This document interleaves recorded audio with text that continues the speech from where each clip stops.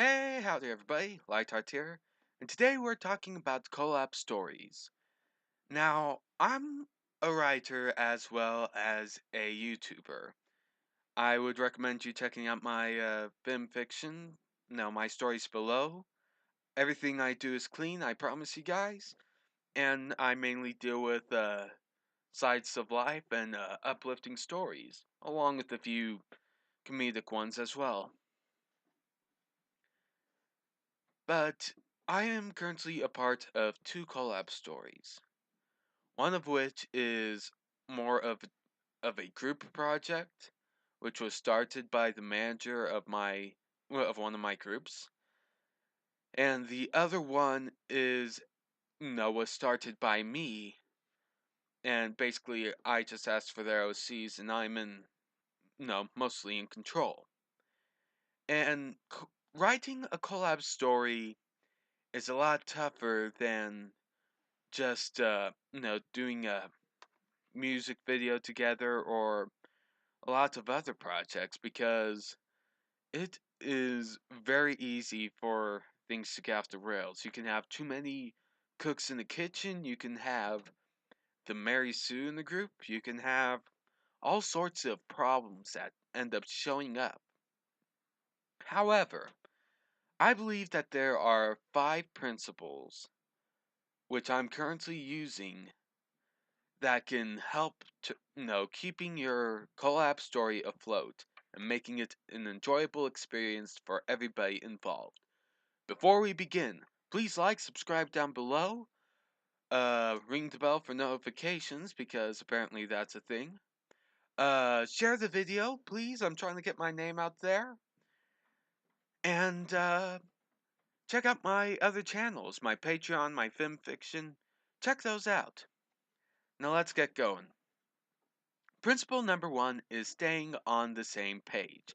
This is something you have to be willing to do right from the start. Basically, every story has a premise, and whoever starts this project, they usually have this idea. Some people may want to do this daring adventure with knights and dragons and new powers, all that fun stuff. Or maybe a crossover from Euroseas and MLP with a different show like Gravity Falls or My Hero Academia. And yes, I literally picked 2 random shows that I've seen commercials for. Sorry. But basically, whatever you're doing, make sure your character can fit in. No, no, and make sure that you're willing to stick with that laid plot. I doubt some dark and gruesome earth pony with scars over his face who's a detective with 2 katanas who watched his parents fall before his eyes and is now looking for revenge will fit in the light-hearted comedy about a food fight that they have in the Sugar Cube Corner. Know what you're getting into before you get into it. Be willing, be willing to jump into that story if you are interested and say, okay, that's where we're heading, that's where I'm ready to go. Don't be exactly willing to veer off in a different direction. Make sure you try and stay straight, unless given permission from the writer itself. You could end up with an interesting subplot, or you could end up breaking the story. Try and stay on the same page. Principle number 2 is compromise. Some and I'm not talking about the main story itself. I'm talking about characters, in the story. Sometimes the writer has to compromise a bit for what characters he's working with, but other times the person who gives the character has to be willing to compromise about details about his characters. Basically, I think a good example of this is with the story I'm working on. I'm doing this slice of life, bit of a comedy thing, and I end up asking for my friends' OCs.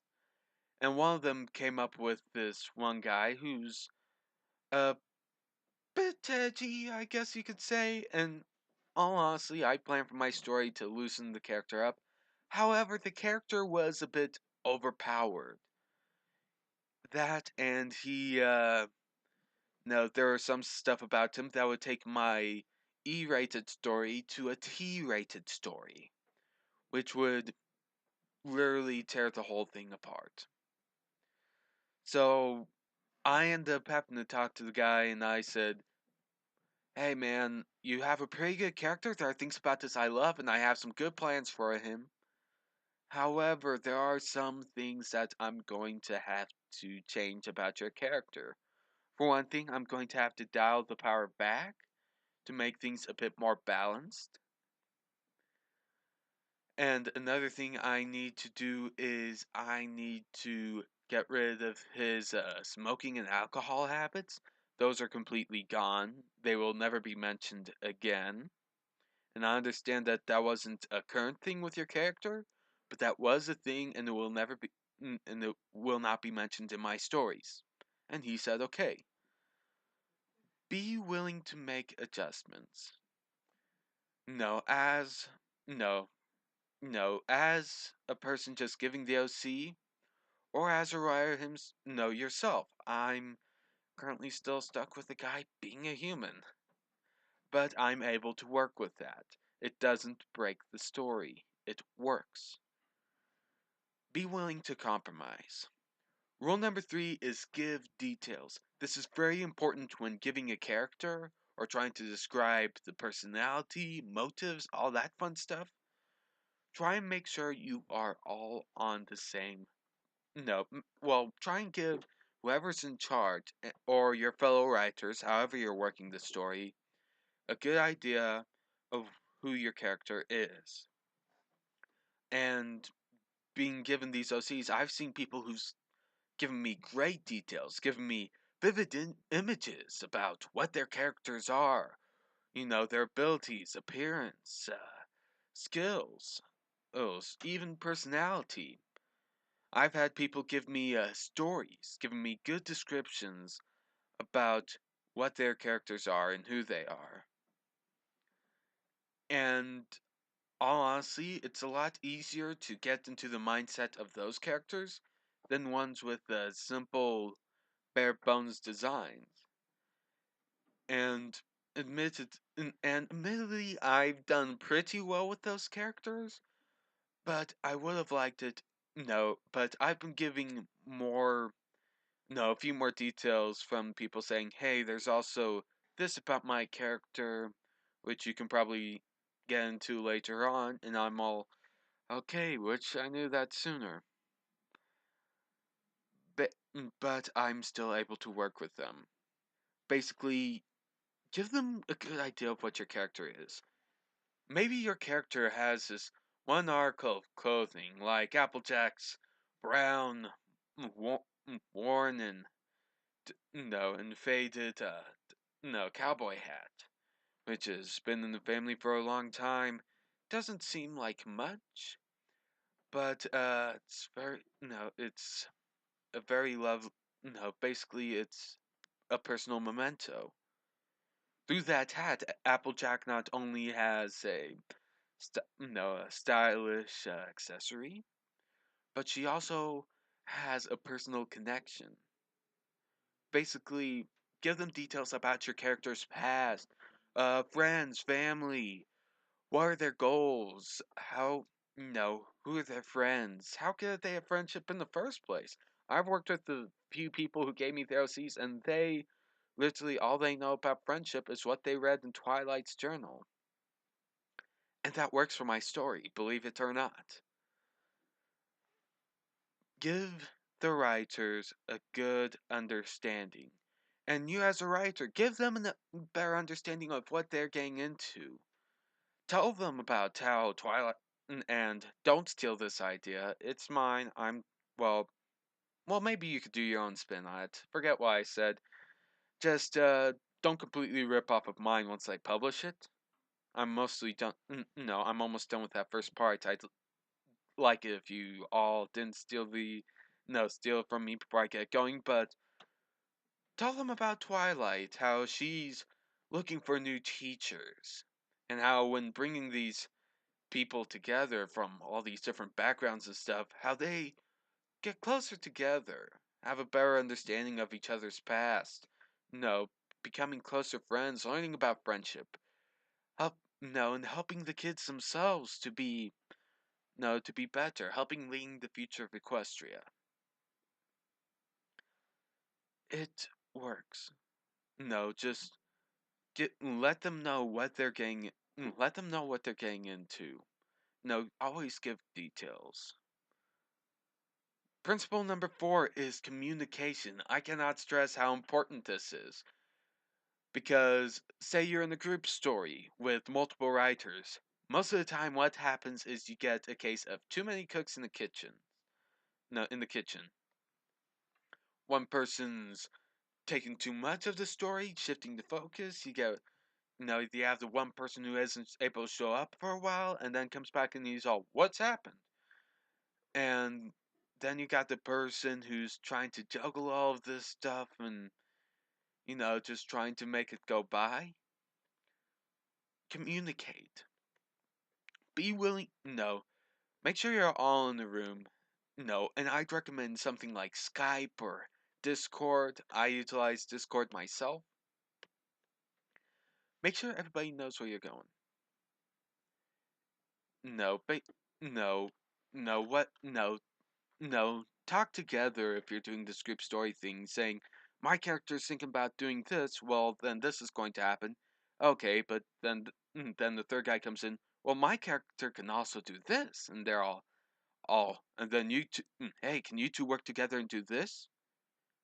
I know I'm giving you a lot of this, but if you all get in the same room and write at the same time, it becomes so much smoother than just off the going off the mill off the off the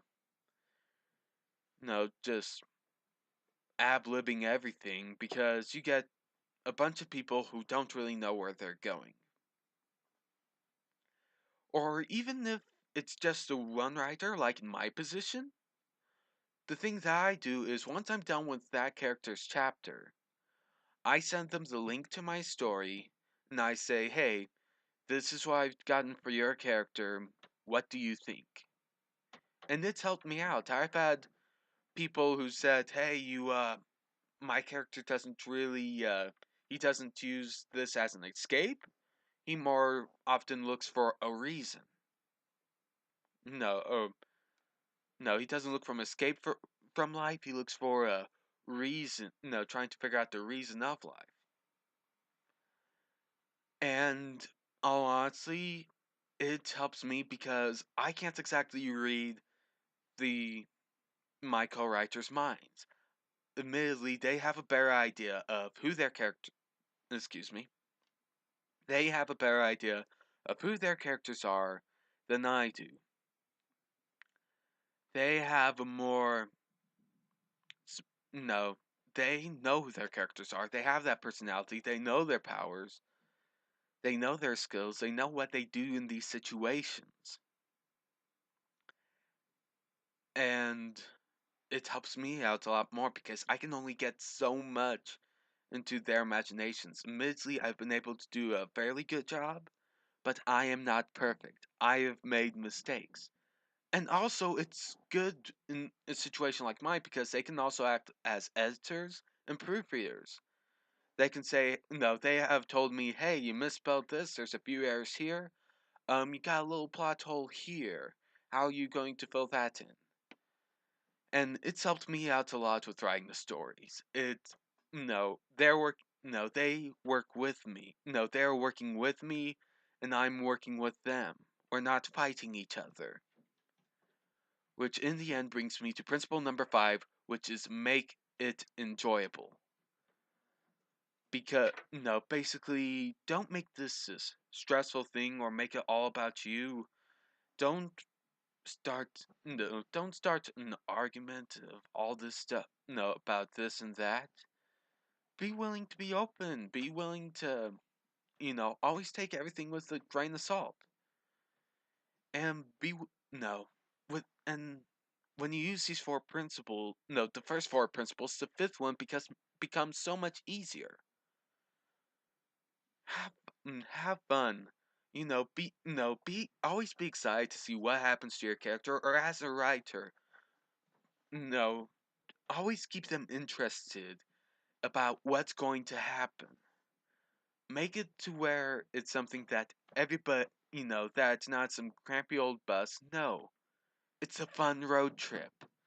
Everybody's along for the ride, and we're all laughing, having fun. We are all enjoying the trip.